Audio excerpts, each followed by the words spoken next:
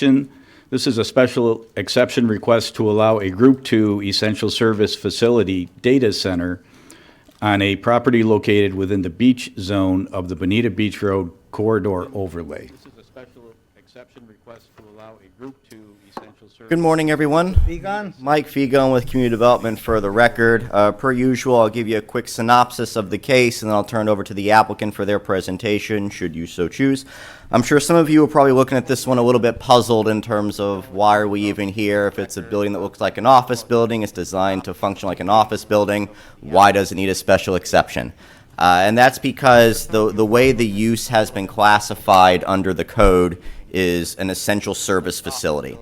And the reason why we classified it as that is because it is meant to be a data center that is essentially going to be responsible for providing internet connections between North and South America.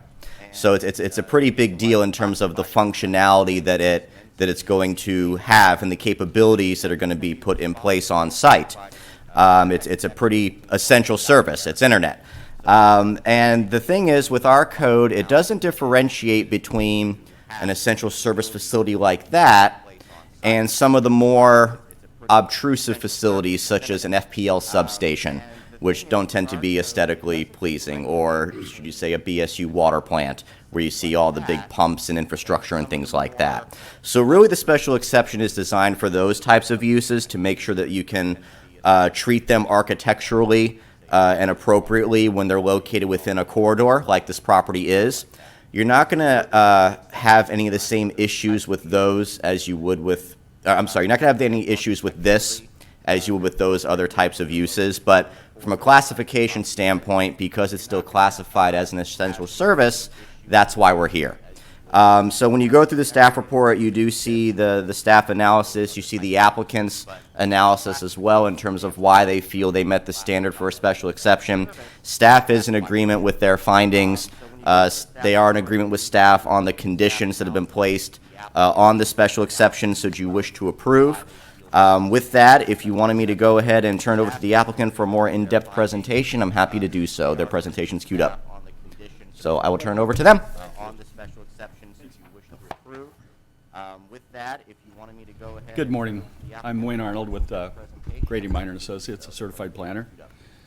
And with us today, we have our applicant team with Telco Facilities. We have Yasid Sanchez and Anna Marie Beebe, who are project architect. Neil Montgomery, you all know, is our team.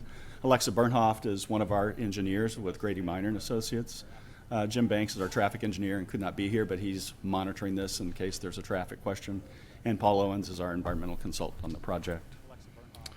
So as Mike indicated, this is for an essential service facility that we went back and forth with staff for some time determining whether or not we were an essential service or were we truly an office building that's permitted by right under the zoning district. The property is located at the northwest corner of Imperial River Road and Bonita Beach Road. It is in your beach zone. It is also designated general commercial under your future land use map. It's already zoned commercial, and it permits, as I said, office type uses, but the essential service requires special exception under your code. The site's just under 3/4 of an acre. Again, it's designated general commercial. Uniqueness of this as a data center, I'm not sure if you're familiar with that or not. The only other data center that I'm familiar with is down by the Coastland Center Mall in Naples, and if you drove by it the 100 times that I have, it looks like an office building. But the functionality of it is it's got a low number of employees in it that basically keep all the computer equipment working that keeps the telecommunications equipment.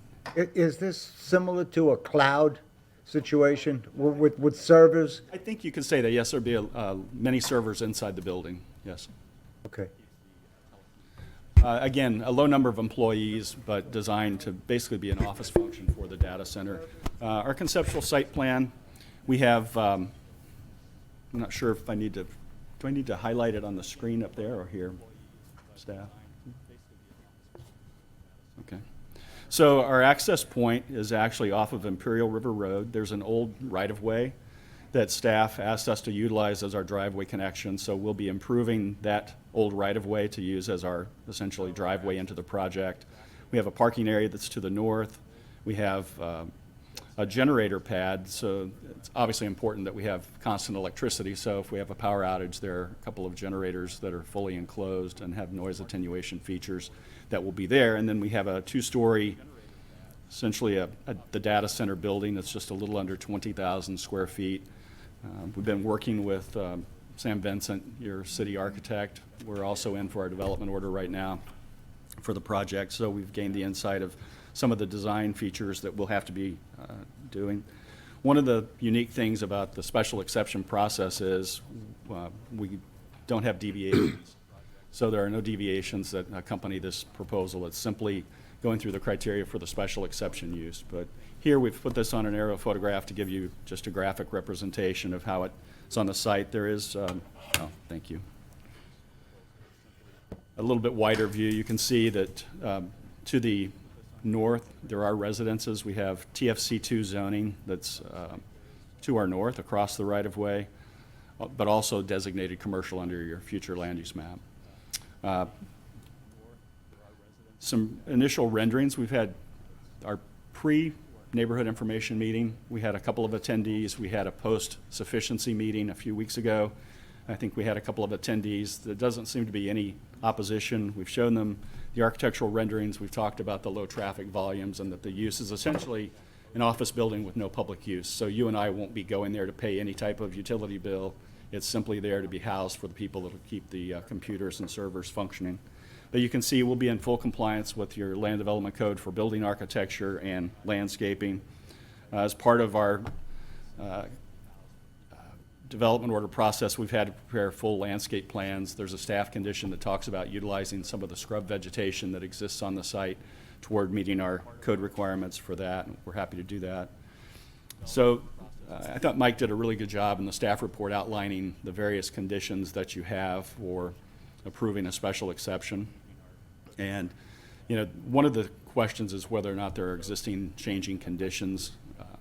And in this particular case, your codes weren't really written with the internet in mind, and this type of data center was not something that's even really mentioned, and that's why I think there was some early on determining whether or not this was really an essential service or was it just truly an office building.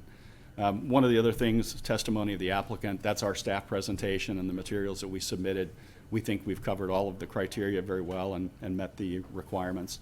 Staff has been evaluating this project for the last many months, and they've evaluated it. They've made a recommendation of approval with a few conditions, as typical for special exceptions, and we are happy to say that we're in agreement with those conditions with one minor tweak that came about last week, and I'll go over that briefly.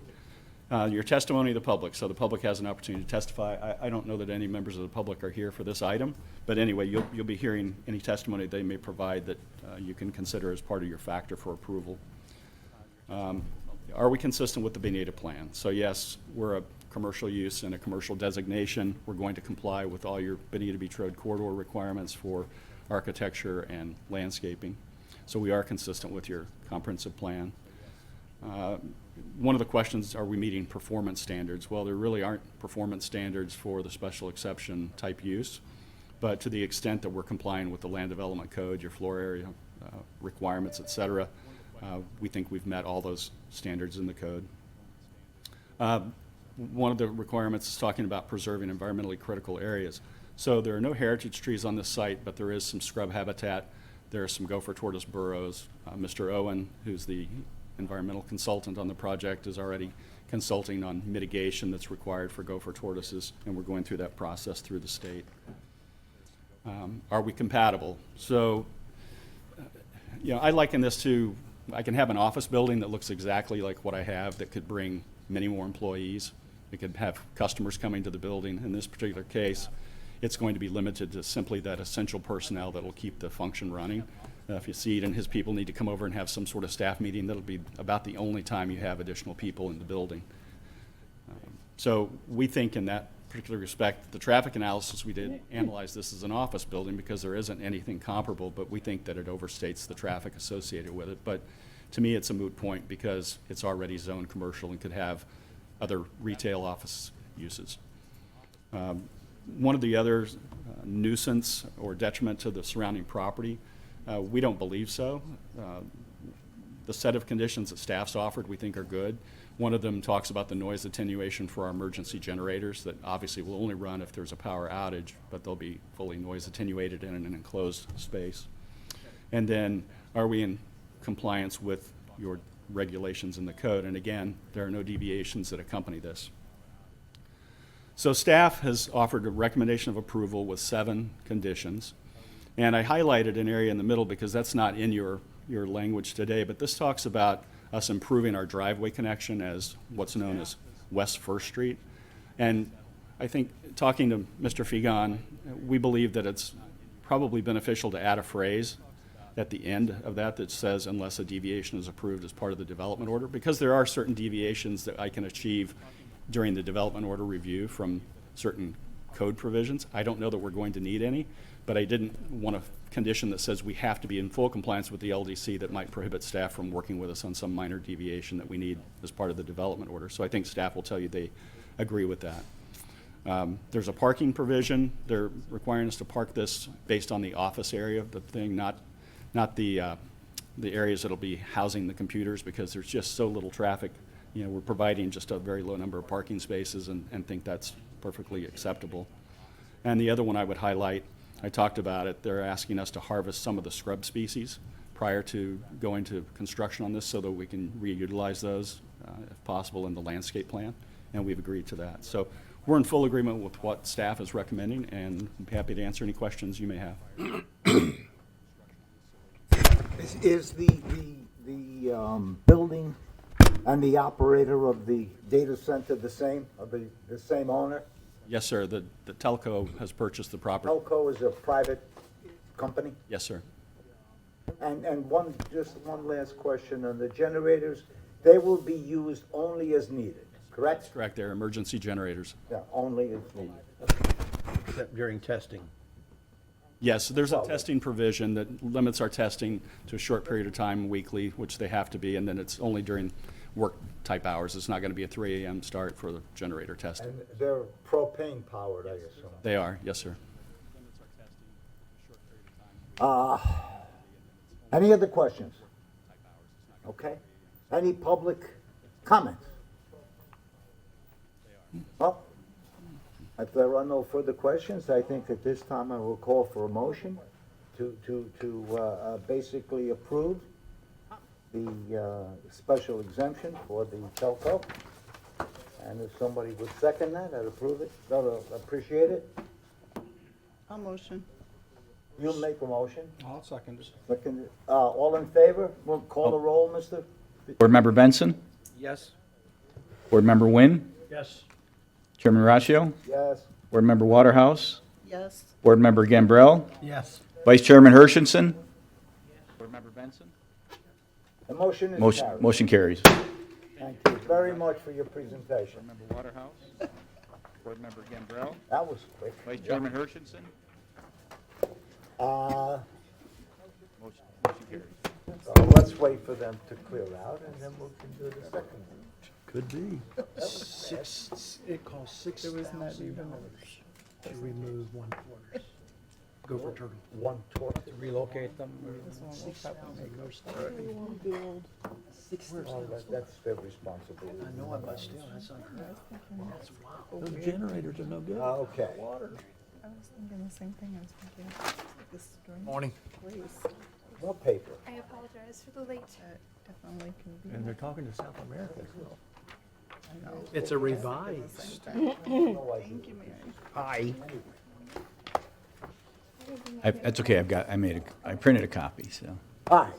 Will the city clerk please read the second item on the agenda? Case name Hickory on the Bay Commercial Plan Development. This is a request to rezone approximately 5 plus or minus acres from the beach zone of the Bonita Beach Road Corridor Overlay and Residential Plan Development zoning designations to a commercial plan development to allow up to 23,717 square feet of commercial uses and 6 multifamily dwelling units. Zoning designations to a commercial plan. Good morning, Mary Tornberg, Community Development. This is a case, to be clear, that has also requested a comprehensive plan amendment, which was heard 2 weeks ago at the local planning agency. Today, you'll be focusing on the zoning board case, which is the rezone of the 8 parcels into a commercial plan development. Staff has provided recommendations and conditions within the staff report, but in front of you today, and I apologize for the late providing, we do have a few revisions based on some communications with the applicant, and for the most part, they agree with the verbiage, and of course, some can be tweaked later on. But we do recommend approval, and the applicant can further explain what they are requesting. Thank you.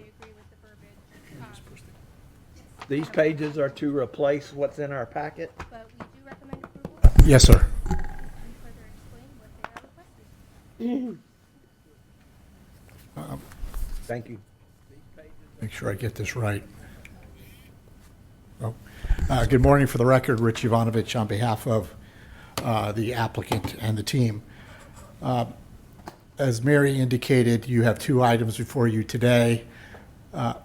Actually, 1 item before you today, which is the rezone. We'll briefly go over the comprehensive plan amendment to kind of tell you why that went through and is tracking at the same time. Today you have Tracy and Mike Kautzman. You'll hear a little bit from Tracy after I speak. Bob Mulhare is our professional planner. John Vani is our civil engineer. Rich Guzman is our architect. Ted Treesh is our transportation consultant. You'll hear from Ted during the presentation. And Tim Hall is our environmental consultant. You'll hear from Tim as well during our presentation. And Jeremy Chastain works with Mr. Mulhare and is also a professional planner and is on the team. We're here to talk to you today about the property in red. It's approximately 5.07 acres in size. And as you will see, it was always intended to be developed as a commercial development on this property. Our request is to rezone the 5.07 acres to a commercial planned development, which would allow for retail, office, restaurant uses, and up to 6 multifamily dwelling units. Basically, Tracy and Mike had a restaurant in Bonita Springs. The hurricane damaged it to greater than 50%, so it could not be rebuilt.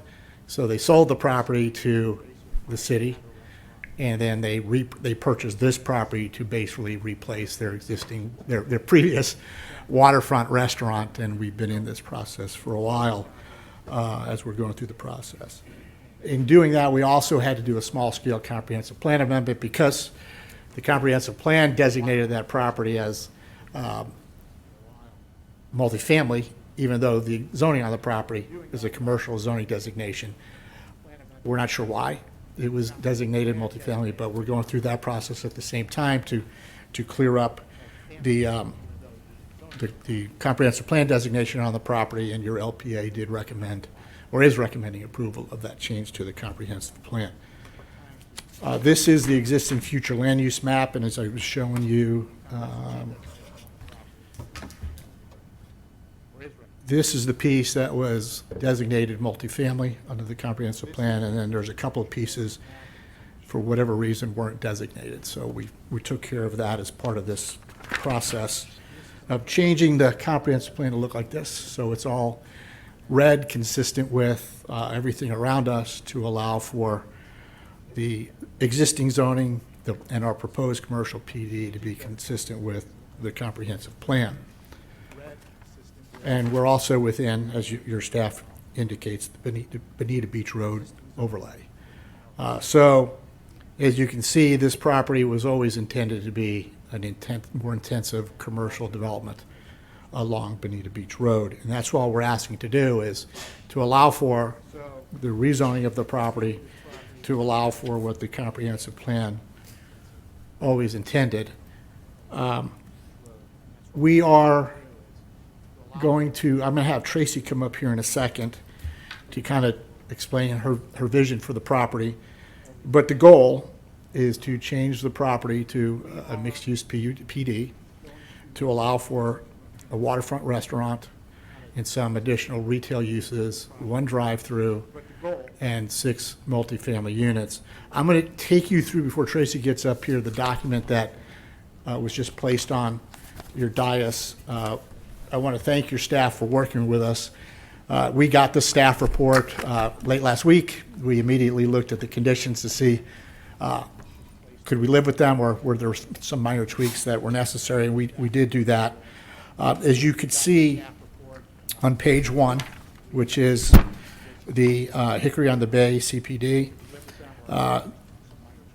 under the conditions, it's talking about applicable to conditions 3 and 4 only. Those are the schedule of uses, and then development standards.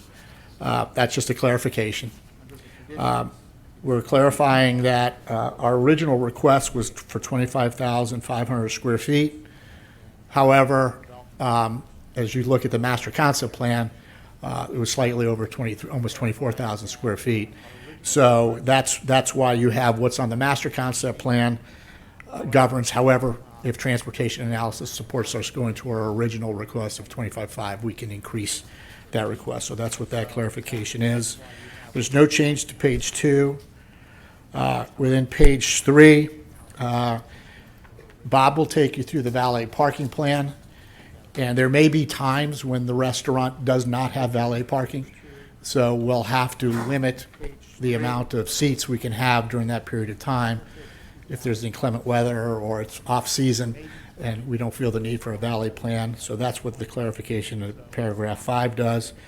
And you have a process in your code that we can apply for a modification to parking through an administrative process, and this condition is simply referring to what's already permitted in your code. The next change deals with the hours of operation. And as you could see, on Sunday through Monday, indoors were limited to 9 in the morning till 10 p.m. And then on Friday and Saturday, we can go from 9 a.m. to 11 p.m. That's indoors.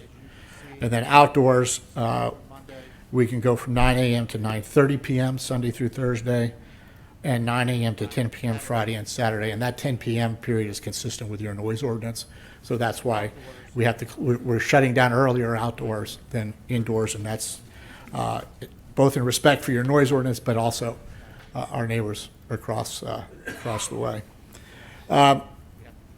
Live entertainment would be allowed, provided we provide a sound engineer's analysis to confirm that we're not going to exceed the decibel levels allowed in your zoning ordinance, and the location and all of that will be determined at development order. And finally, on I think it's the fifth page, I'm sorry, under condition 10E, we'll identify as part of the development order where the kayaks, if we have a tenant who wants to rent kayaks to people, we'll determine where they'll be stored during the development order phase. So there were some minor modifications to the conditions that your staff had in your staff report. I'm sure Mary can go through those in greater detail, or we can go through those in greater detail if you would like. But our request is to basically reestablish an outdoor restaurant that's been in Bonita Springs for a while. I'm going to ask Tracy to come up and tell you about their vision, and then Bob will take you through the details of the master concept plan, unless you have any general questions. Clarification. Yes, sir. This property was occupied prior to the storm, is that correct? Not this property. It was at a different location. So this property was, This has been vacant for a number of years. it has been vacant? Has been vacant for a number of years. And as you can see from this property, it's a little bit odd shaped.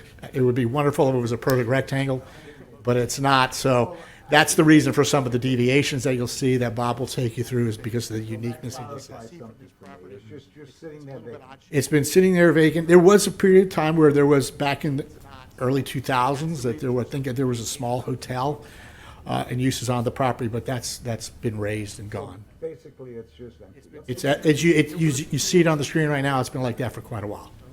Okay, thank you. Good. Thank you, Tracy. Any other questions for the gentleman, Mr. Jovanovic? No? Okay. You see it on the screen right now. It's been like that. Good morning. My name is Tracy Kautzman, and I'm here on behalf of my husband and our 2 adult sons that are the owners of Bayside Holdings on Hickory and the Big Hickory Waterfront Grill. We've been working diligently for 2.5 years to get here today. While I will leave the black and white of the presentation to my team of professionals, I'm here to provide the color picture, our vision of what this property can be. Big Hickory Grill was established in 1969, actually before Bonita Springs was even incorporated. And I would venture to say that many of you have probably visited at one point over the years. We purchased the business and the property in January of 2020. Yes, just 2 months before the pandemic hit, and it rocked our business and the restaurant industry for nearly 2 years. But during those 2 years, we took the opportunity to update the restaurant as much as we could, come up with a new menu, and do better training and provide better sources for our employees. Within that time, our little restaurant became a bustling activity activity and fun times for employees and customers alike. While we provided the capital and the leadership, we fully acknowledge that our employees are what is the heart and soul of our business and what brought the customers back to Big Hickory. Many of them worked for the business for 8 to 25 years.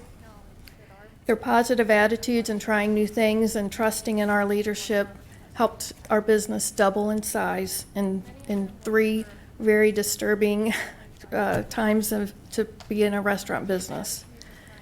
Fast forward to September 2022. We had closed the restaurant for almost 3 weeks to do maintenance, rebuild our deck, and do a deep cleaning.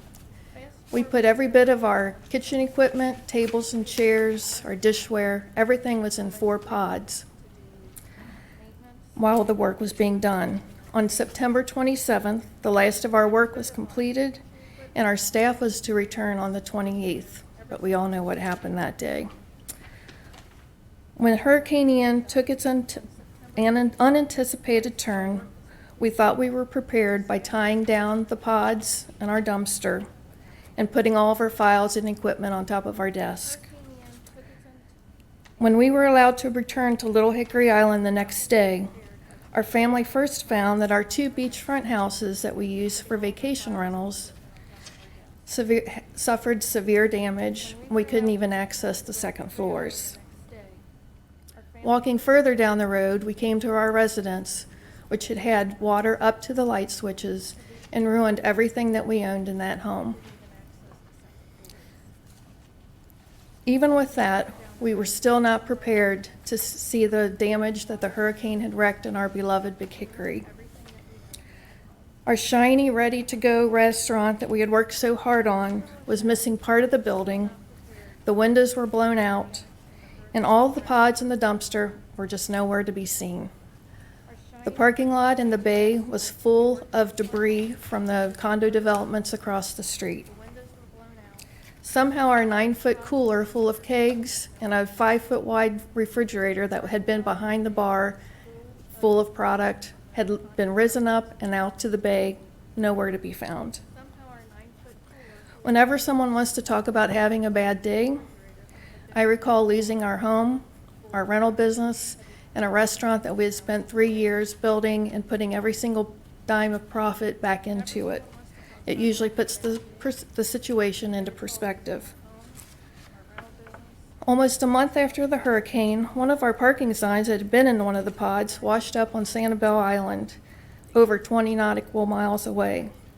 Other than that, all we had left were 3 wine glasses that were left in the hanging rack. Within days of the storm, John Dolmer arrived at our site and offered that we should immediately apply for a demo permit, as there would be no way for us to rebuild our restaurant back to what it was. Of course, we were in disbelief that everything we had worked for was gone in an instant. But more importantly, our priority were our 60 families that depended on Big Hickory for their livelihood. Weeks later, we met again with John and Aida, with our contractor, and again were met with discouraging news that because of the improvements we had been making, that we no longer would qualify for the 50% rule. There was no realistic way for us to rebuild at that site.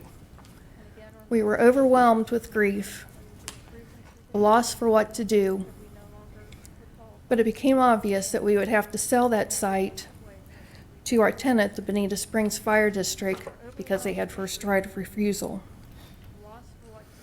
About this time, two side-by-side parcels with different owners on Bonita Beach Road became available for sale within weeks of each other. They were the last parcels of waterfront commercial property in Bonita Springs. We took that as a sign from God that that was where we were supposed to build our next big hickory. We never considered moving inland. It just was not part of our identity. We wanted to be on the water. By January of 2023, we assembled a team of engineers, land planners, and ecologists with the emphasis on we need to get back to work as soon as possible.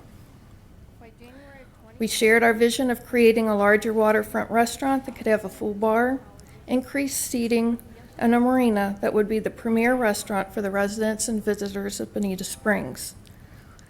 The 5-acre site, which actually has more water frontage than it does side and road frontage, due to its narrow and unique shape, seemed perfect for not only a cool boater restaurant bar and grill, but to create a boardwalk atmosphere with a candy and sweet shop and other family-friendly businesses reminiscent of the memories I had of going to the beaches on our family vacation.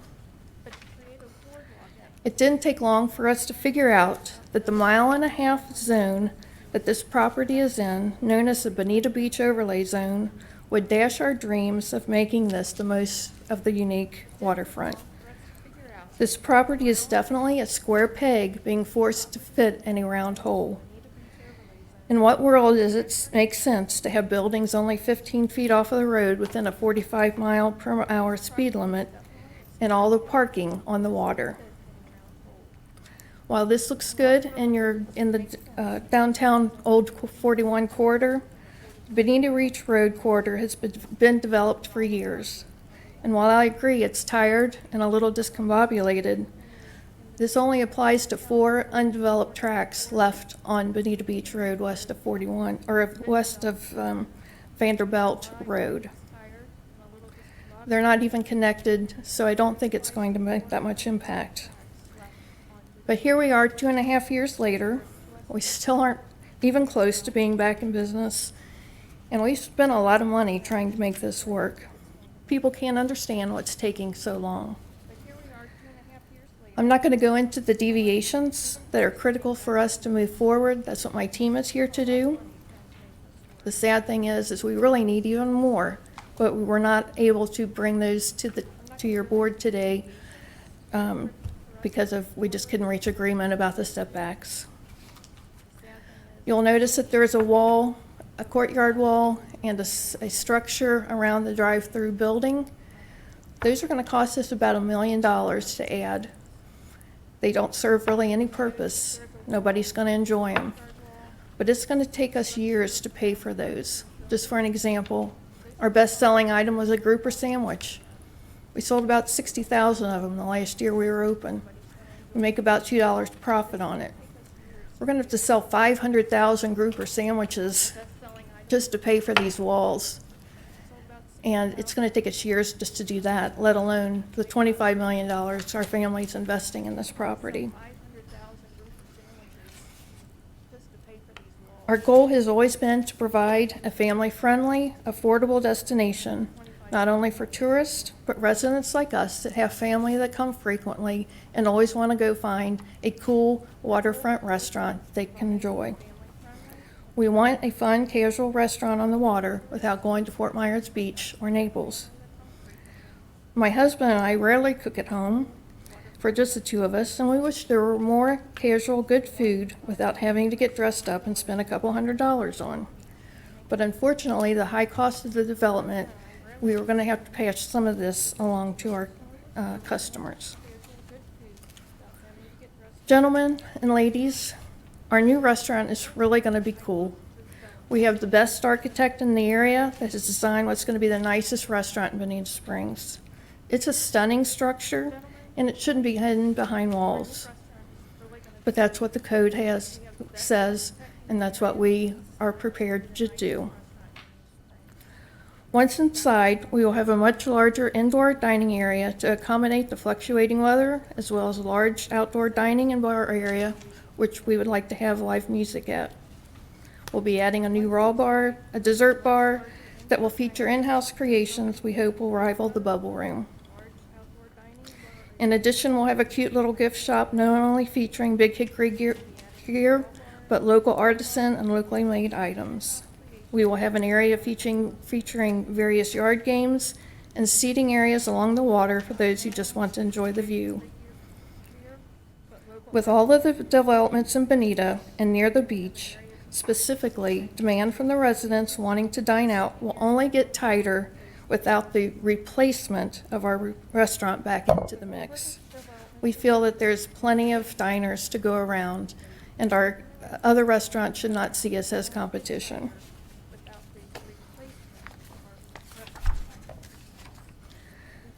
I appreciate the opportunity to address your board, share our story and our vision. We are beyond ready to get back to work. So many of our staff has been hanging on with us, waiting to come back, but how realistic is it to keep thinking it's going to be 5 years before they can get back to work? The longer we're out of the game, other new restaurants are moving into the area, although none will have the atmosphere we offer. I ask for you to please listen to the presentation with your common sense, full color glasses on, and realize what a great amenity this will be for Bonita Springs. Sometimes the black and white rules just don't apply. The residents of Little Hickory Island are some of your highest tax-paying homes and need more choices for dining and fun shopping that they can walk, boat, or bike to, and certainly be proud to take their guests. I promise you, we will do this right. We are not out-of-town big corporate developers. We are just a family wanting to get back to work and rebuild our lives. Thank you so much for your time. Thank you. Any questions? Okay. Good morning. For the record, my name is Bob Mulhare with the Bowman Consulting Group. I'm a certified professional planner, certified in 1994. Worked my entire career in Southwest Florida, and I've appeared before this body and been accepted as an expert in that field before. I'm a certified professional planner. This is the schedule of uses. All of this information is in your staff report as well. And without spending a lot of time going over each of the permitted uses, you'll see that it's restaurant, retail, allows for dwelling units, multifamily for a maximum of 6, and allows for a one drive-through restaurant. Also wet slips, there's a maximum of 37. Those are not being sold. Those are transient slips. We have to go through the state jurisdictional process as it relates to those, so we really don't know how many we'll get.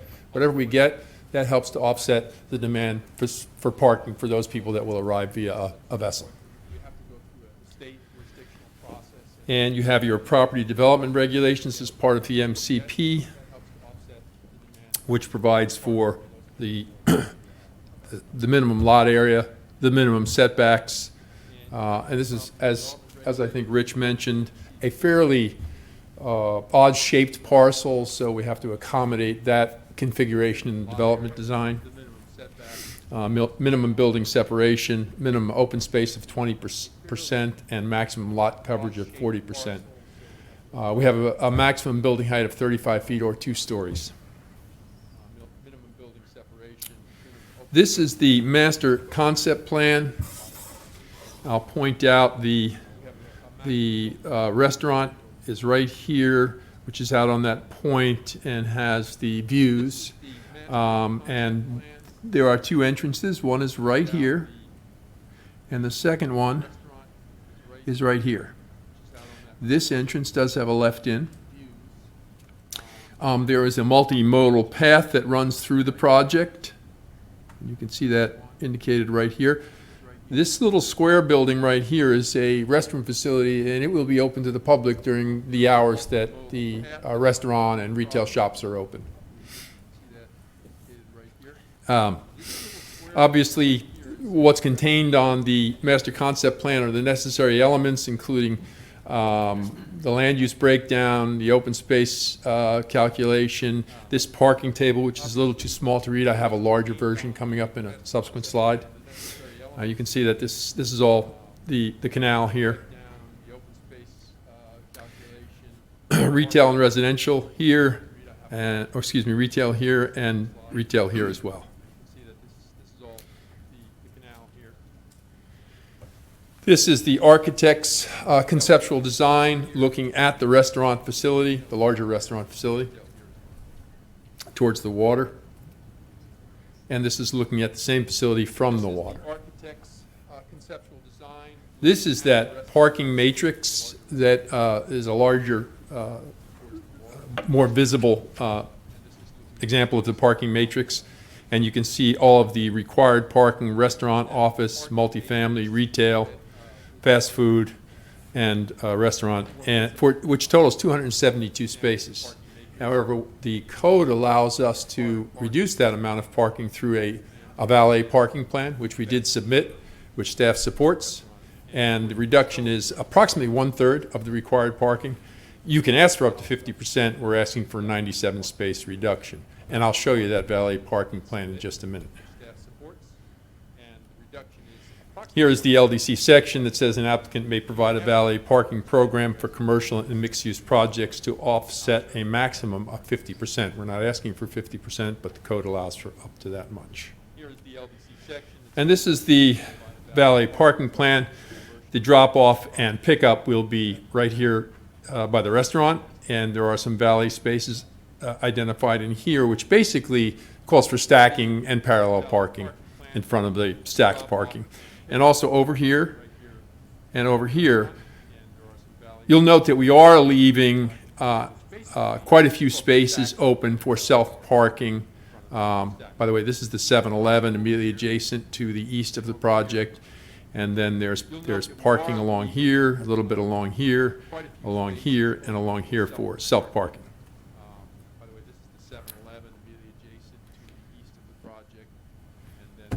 At this point, I'd like to ask Ted Treesh to come up and take you through the traffic analysis, and I'll be getting back up shortly.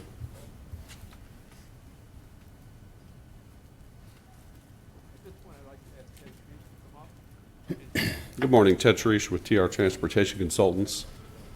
We've conducted the traffic analysis as part of this rezoning and comprehensive plan application, working with city staff as well as Lee County staff through this process. Bonita Beach Road, as you're aware, is a Lee County DOT roadway, so we've been working with them through this process as well, through this 2.5-year long process. We analyzed the process and the trip generation based on the multiple uses that are proposed in this rezoning application that are on the screen. The access, as Bob explained, we have 2 connections to Bonita Beach Road, and I'll show you that on the aerial in a second.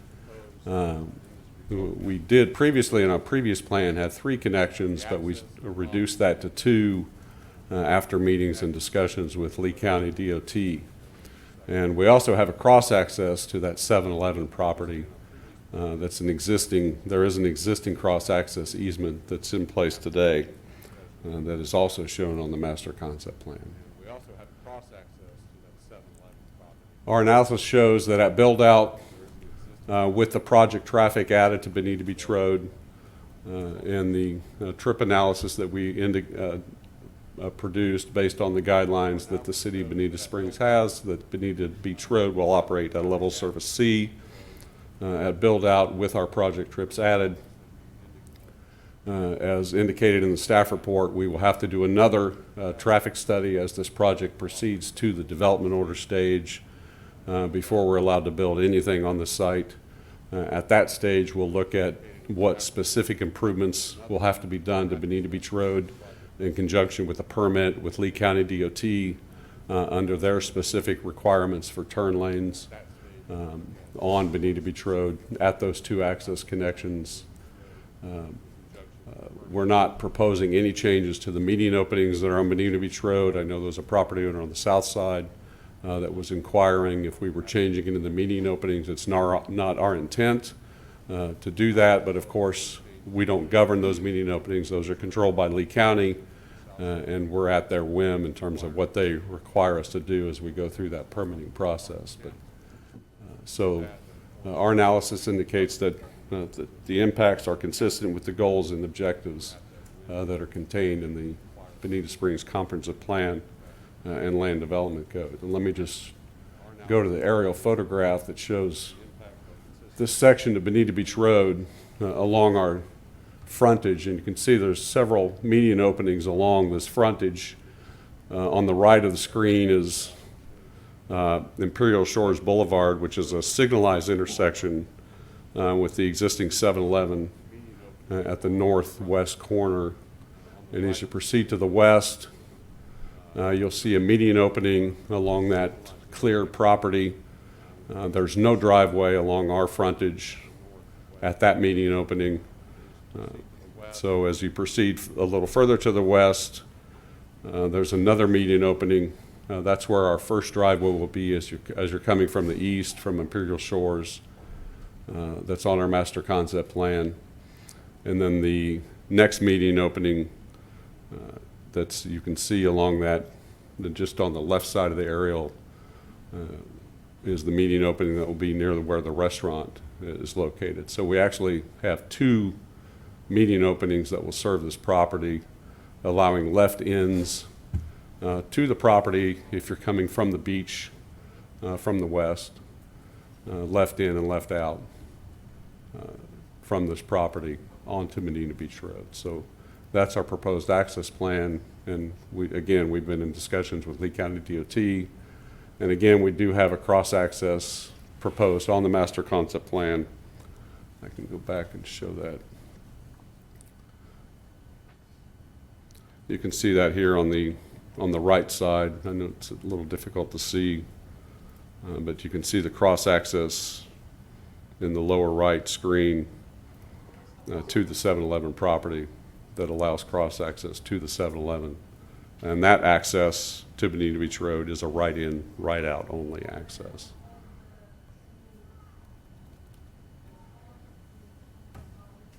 And I'll be available for any questions. Thank you. Question.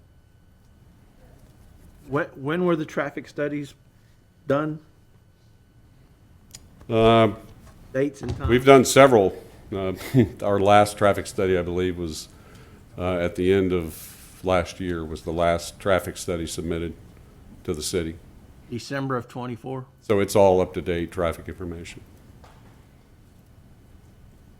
December of '24 was the last one you did? Yes. It's all current traffic data. And it's all acceptable and been accepted by the staff. Okay. Thank you. Thank you.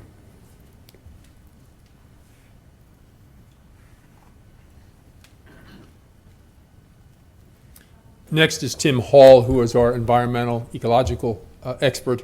Tim was not sworn in, so he'll need to be. Mr. Rooney, you swear in the witness? Swear to tell the truth, the whole truth, and nothing but the truth? Yes, sir. You don't have your fingers tied behind your, crossed behind your... No, they're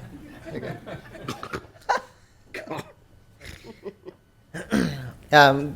Good morning. For the record, my name is Tim Hall with Trail Hall and Associates. We're the environmental ecological consultants on the project, and I was asked to kind of go through some of the history of the property.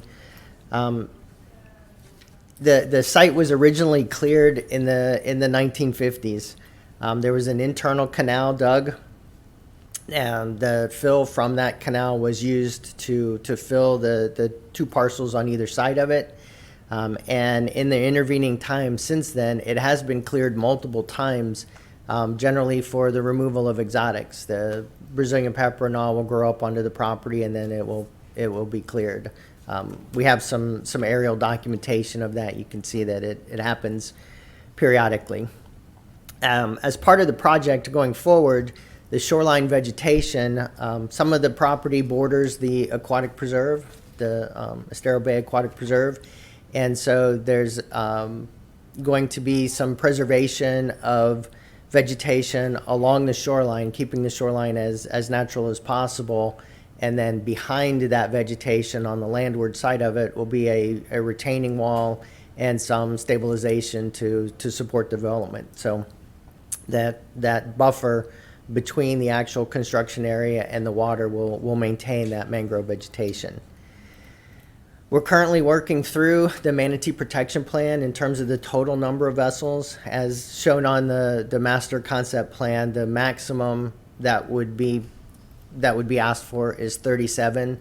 That number, as we go through the coordination with the different agencies, Fish and Wildlife Service, Florida Fish and Wildlife Conservation Commission, Lee County, all of those agencies will be reviewing the project, and the Estero Bay Aquatic Preserve staff will all be reviewing the project, and the total number of slips allowed on this will be what comes out of those coordinations, but in no case will it be more than 37. And then the other thing that's a little bit different with this project is that all of the trips are only for transient or temporary use for people coming and leaving the facilities, the commercial facilities. There will be no overnight mooring or long-term storage of vessels allowed there.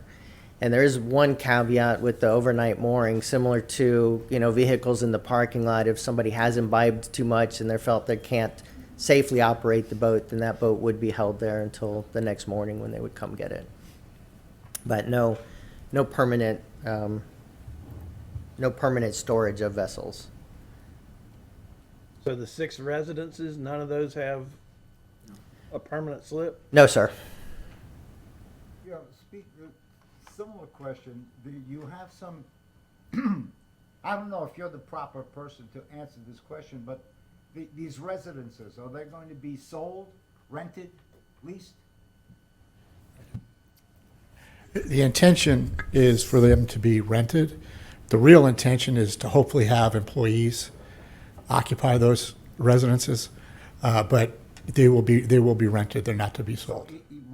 Similar to like a hotel, rented for 2 weeks? No, it would be like an apartment. It's not intended to be Airbnb or anything like that. It's intended to be housing. I'll call it permanent housing as far as rental goes. And there will be permanent parking for the residents? The parking has been incorporated into our overall parking plan. Separate designated for residents? Well, we haven't gotten to that level of detail of saying this is reserved for apartment number 1, but yes, in our parking, we have accommodated parking for the residences. Yes. Well, that answers something. Thank you very much. So this was, Are you finished, sir, or not? I had a couple more slides. Oh, please. And so this slide I just wanted to put up there. There has been, or I've heard some of the neighborhood saying that the area that is proposed to be filled on this site is part of the aquatic preserve and the natural habitat and very ecologically important to the bay. And I just wanted to go through kind of some of the history of that. This aerial is from 1952. It shows that this was actually one of the first properties that was originally considered for development along Bonita Beach Road. It was one of the first ones cleared. The canal, as you can see, was actually dug from the bottom. The original opening to that was adjacent to Bonita Beach Road and then came up into the property. Sometime later, that was changed. The area next to Bonita Beach Road was filled in, and the canal was opened up into the bay on the outside. This is kind of a close-up of that, where you can see where the excavation was done. And as I said, the fill from that canal was what was used on the property adjacent to it. That's the color white on that. That's the fill. The color white, yes, sir, is the fill. That's the lack of vegetation and all. That's the area that's been cleared. And then this shows the boundary of the Estero Bay Aquatic Preserve in the light blue line. The area that's shaded in green is that canal that you saw in the previous one that's been proposed to be filled. And the impacts, there are mangroves along the interior of that canal that will be lost as a result of this filling, but the replanting of the mangroves and the removal of the exotics along the rest of the waterway associated with the project.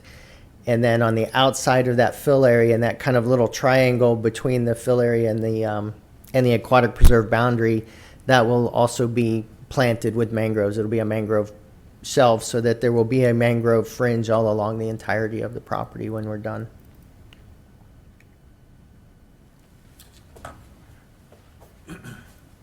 Any other questions? That's the entirety of our presentation, and we're available to answer. Curious. Yes.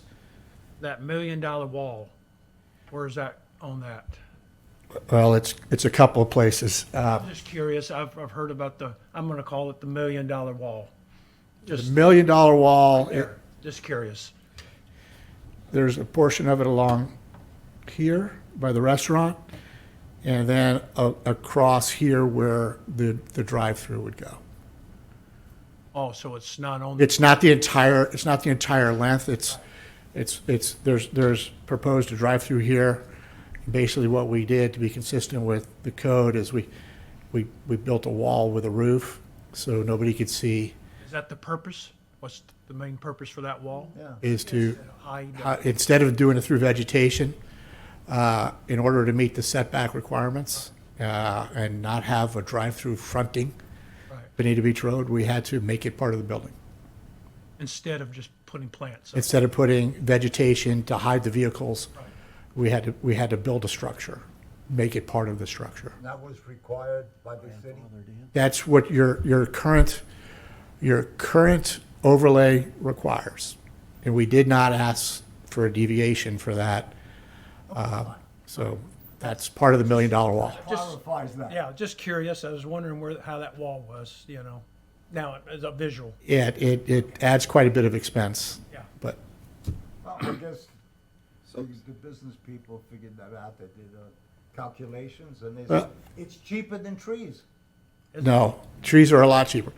As this process has gone along, We're getting off the track, I'm sorry. but building today has gotten significantly more expensive from when we proposed that That's solution. not our concern. I understand. But I am, I understand the price that you have to pay for somebody to do that from the Right, person actually building it. It's absolutely. not our concern on this side. I understand. Or it's not going into our pocket, so just curious. Understood.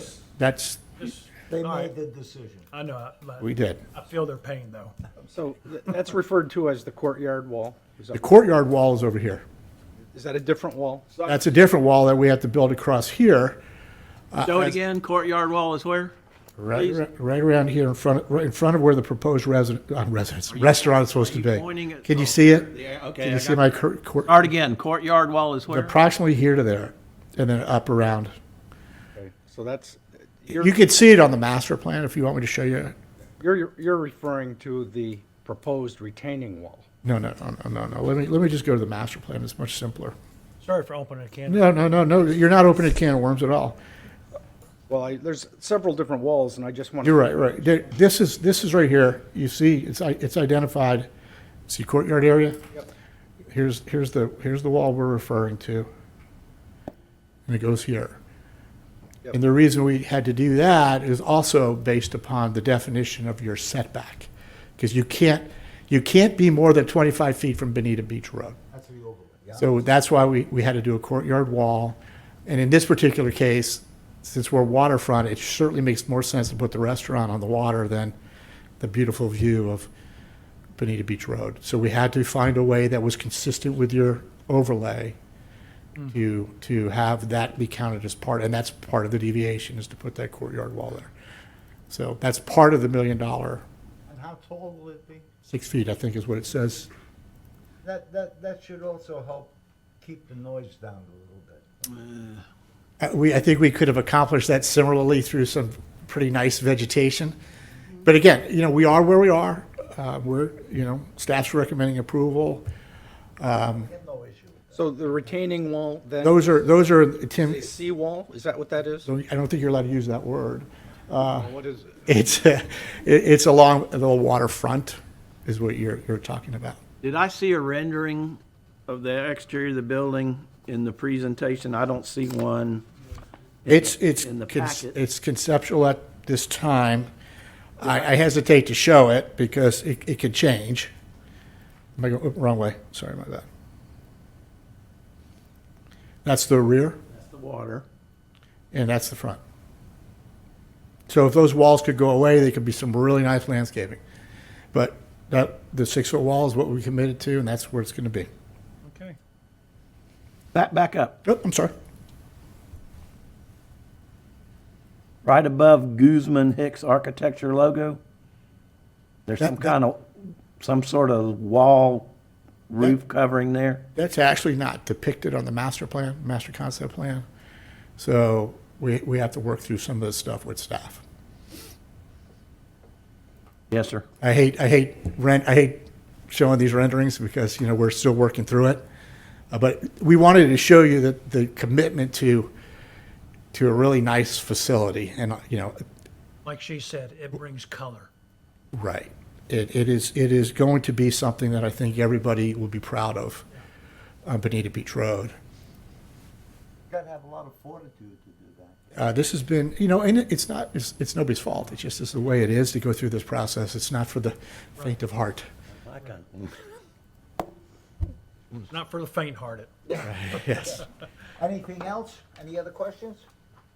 Yeah, Mr. Chairman. Any other witnesses? We're complete with our presentation, Okay. and I believe your staff goes next. Anybody have any questions for any of the witnesses?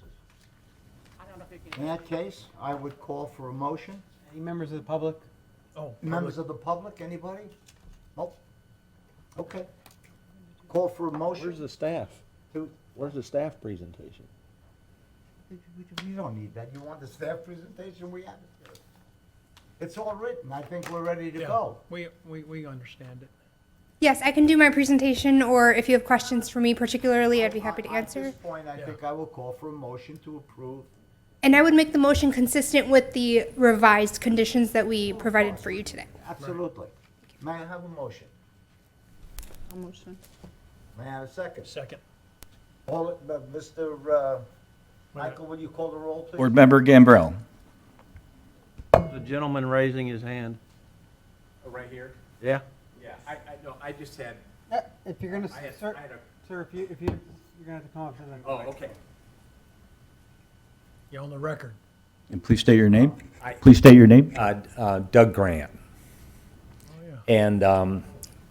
And my wife and I own the plaza on the other side of 7-Eleven where sea level is, if you're familiar. I have no problem with the project. I just had a couple of questions.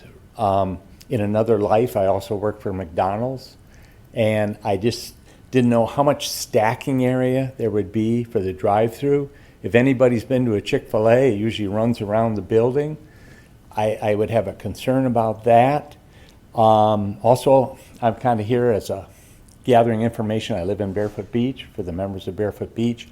We have a real nightmare down there where Coconut Jack's is. So we're very sensitive to the stacking into Bonita Beach Road. I'm concerned about somebody trying to pull out of there and make a left like they do at Coconut Jack's. They clog the road. I had a dear friend that got killed there several years ago on a bicycle. So that would be my concern. I don't really have a problem with the project at all. It's just, if somebody wants to go back towards 41, how do they navigate that? Has anybody seen the traffic coming from the beach? How are they going to do that? I guess I didn't maybe understand the plan so much, but that would be my only question. Thank you for your comment. Okay. Yep. Okay. Mr. Chairman, I have a question. Who's that? That's me, Ben, Vice Oh, Chair. Ben. Yes. Where have you been? Ben? Okay, perhaps I missed this, but I was just wondering, are there any issues with the applicant pursuant to the stipulations or the conditions that staff has proposed? We Jovanovich? Yes, thank you. And I guess he didn't get a copy of what was handed out. We're in agreement with staff. There may be some tweaking of some of the words, but the absolute concepts of what's there, we're in agreement with. Okay, Dr. Ben? Yes, thank you. He's in and out. Mr. Chairman, let's have Mary come back up front, please. Staff questions.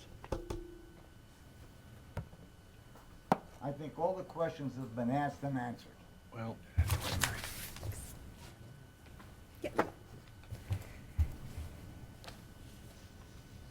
The zoning, the Bonita Beach corridor permits this, allows this, but hasn't been zoned commercial in the past?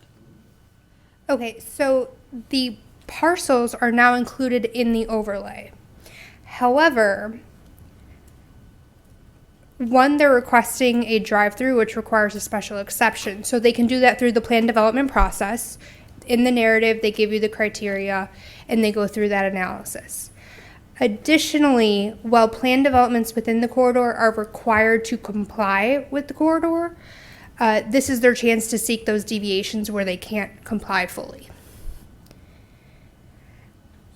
So it's actually being today we're recommending that the board, city council, change the zoning to commercial. You are rezoning the property, making a recommendation of rezoning the property from the beach zone, and one of the parcels is an old RPD, to a new commercial plan development, correct? That is mostly consistent with the overlay, which is required. And is mostly consistent with surrounding properties. Along Bonita Beach Road, yes, they are mostly commercial, correct? Okay. How wedded is the staff? I can't think of another wall on Bonita Beach Road. How wedded is the staff to requiring a wall? This is the requirement we have been requiring with all of the new developments. Along the way, you'll see Bonita Diner. That's one of the most recent developments. They haven't opened yet, but you'll see that it's moved up against the Bonita Beach Road. Some people like to be creative in this manner. Like they said, you know, they could have brought the building up to Bonita Beach Road as is required, but this is a creative way around that. As far as... We're looking at a wall instead of a wall of a building. Correct. Right? I'm sorry? It's a way of complying with the setback requirement. Exactly. That's all it is. Yes. Whether it's a wall or trees or whatever, that's it. If I can touch on the drive-through for a moment, we have greater requirements for shielding drive-through facilities, and since they chose to do it up against Bonita Beach Road, they proposed to incorporate into their design the drive-through in the way that they have it, and we were in support of that based on the conceptual renderings they provided. It looks like it's incorporated into the building, and yet it's still functioning as a drive-through, but it doesn't look like a drive-through. And that's for the fast food restaurant? Correct. And that's allowed under the rezoning? It would be allowed under this rezoning, correct? Just one drive-through restaurant. So if I can just summarize for everyone, so the purpose of the wall is not just to buffer the drive-through, it also has a double effect of meeting the setback code, otherwise Yeah, it's move exactly. the building. That's exactly what it is, clear. May I add something? I know you didn't ask me, but may I? What we could have done, focusing on the restaurant, is we could have asked for a deviation from the setback and proposed, instead of coming up with this creative wall, we could have proposed landscaping. I made the decision that I wasn't sure deviations would be acceptable to this body or the council, so we didn't ask for that deviation. Hindsight, maybe I should have asked for that deviation. I don't know, so I think, and Mr. Rooney can correct me if I'm wrong, if you felt it would be better to have landscaping in front of the restaurant instead of the wall, I don't know that you couldn't make that recommendation. Yeah, that's not our purview, it's not our remit to do that. Okay, I'm just asking, just, All we have to do is assure that it complies with the rules and regulations. Can you answer that, just Yeah, clarify that? I believe that the zoning board could make a recommendation to consider a deviation from the setback and an alternative landscaping plan for buffering of the drive-through. Well, I don't know, I don't agree with that. Would that hold the process back further? All of a sudden, if we did make that recommendation? I'd have to look to staff or how they would, what kind of supplemental changes they would need to get it. We would coordinate with the applicant regarding the exact language of that condition to make sure that the intent was met still. You know, I'm lost. Why are we so concerned with this wall or trees? As long as it's in compliance with the rules and regulations, to me, that's it. Yes, sir. And Mr. Chairman, to answer a question that you did not ask, if this board would like us to consider working with the applicant on that deviation, what we would do is between this time and the city council hearing, we would look to have justifications, plans, and analysis provided so the council would have that before them if that was your recommendation. That's not my recommendation. Yes, sir. I guess I just bring it up because I hear $1 million and I understand that, and just trying to be a little more sensitive to their situation there without causing undue, like 6 months delay. So I guess we're just kind of pressing that, leaning in a little bit just for their part. This goes back decade, maybe a little bit longer. The city had hired Tool Design. Tool Design had gone through and looked at the transportation along that corridor, what they were looking at basically along the right-of-way. The city then hired DPZ Co-Design to look at redevelopment or new development on the private property adjacent to that right-of-way. How it should be laid out, what they were looking for, how it was supposed to be designed. Several of the deviations as you've looked at require block layouts, they require certain design aspects. In this particular case, or on this particular property, it's a long, narrow property. It's been pointed out to you before, and I'm sure you can see it yourselves when you look at the plan. There are certain requirements that do not geometrically fit on this property, so those deviations are justified and they're natural. When designing properties, it is encouraged that the building come up to the roadway. Not all property owners or applicants want to do things the same way. In an effort to provide a little bit of flexibility as opposed to saying no, we've looked at other alternatives on how that can be achieved. One of those alternatives is this wall or this courtyard area. It's not the only way to do it. It's not the ideal way to do it. It's what's been proposed here to meet the standard based upon the rest of the design. If there were other ideas, or if there were other proposals at the time, we would have evaluated those just like we did the wall. But isn't that a decision to be left by the owners? I would like to think so. And what's proposed, then we would take a look at it. This discussion, I'm sorry. They have decided that they want walls. Let them have walls. Yes, sir. How what you decided? We would rather have landscaping, okay? We would rather have landscaping, but we didn't want to delay, okay? If your recommendation is between now and the city council meeting, we work with your staff to come up with an alternative, actually ask for the deviation instead of complying with the code through the wall, we would love that opportunity. But we did not ask for a delay because we didn't want to have to come back and spend months figuring out whether landscaping was sufficient or not. But if you're the planning board, if you think that's the better option, we would love the opportunity to work on that between now and the city council meeting. Is it really going to be months? No, I think we could, oh, I'm sorry. If they sought a continuation at this point, then they would, have to come back next time or the time after. If they get it approved now under current conditions, then they'd have to come back and do the full process again if they want to amend conditions.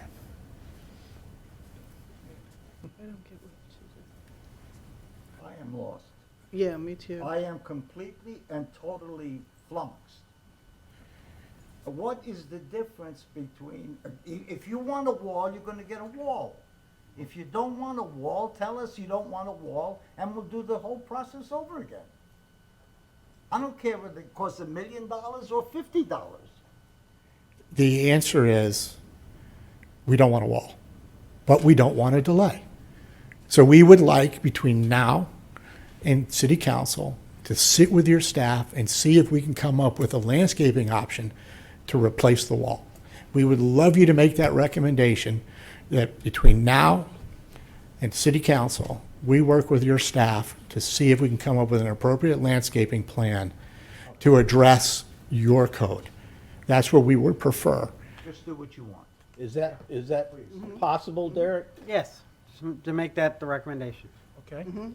Mr. Chairman, I would make that recommendation. I would, to consider alternatives to a wall. Yes. Well, there's already a motion and a second. There's already a motion and a second, But, so I you would know, have, I mean, you come here We- with the proposal, and then you say, well, I don't really want that proposal. I think So why, you know, why There's a- won't you guys change the proposal for us? Chairman, That's not a way to operate. Go ahead. Chairman I'm Rossio. sorry. Chairman Rossio, there's already a motion on the floor, so unless, that has to be dealt with first or the second withdrawn. What motion? I motion, so I would like to amend that we consider no wall and landscaping between now and the city council meeting. does the second? second agree? I will second that. Okay, we have a motion and, If I could help clarify, just simply state that between now and the city council, the applicant and staff will work together on a deviation for the setback standard for Bonita Beach Road. Perfect. Call the roll. Well said, John. Board Member Gambrell, Aye. Board Member Waterhouse, Aye. Chairman Ratio, No. Board Member Nguyen, Yes. Board Member Benson, Yes. Vice Chairman Hershenson. Yes. The motion carries with one opposed. Okay, Thank you. Good job. okay. The next item on the agenda is the approval of the minutes of the July 15th, 2025 meeting. May I have a motion to approve those minutes, please? So approved? Second. All in favor? I guess we don't need it, we can do it by. Yeah, all in favor, is fine. Yeah, that's fine. Aye. Any opposed? Abstain, I wasn't here. May I ask Ms. Jensen, please, to provide a brief update on previous cases?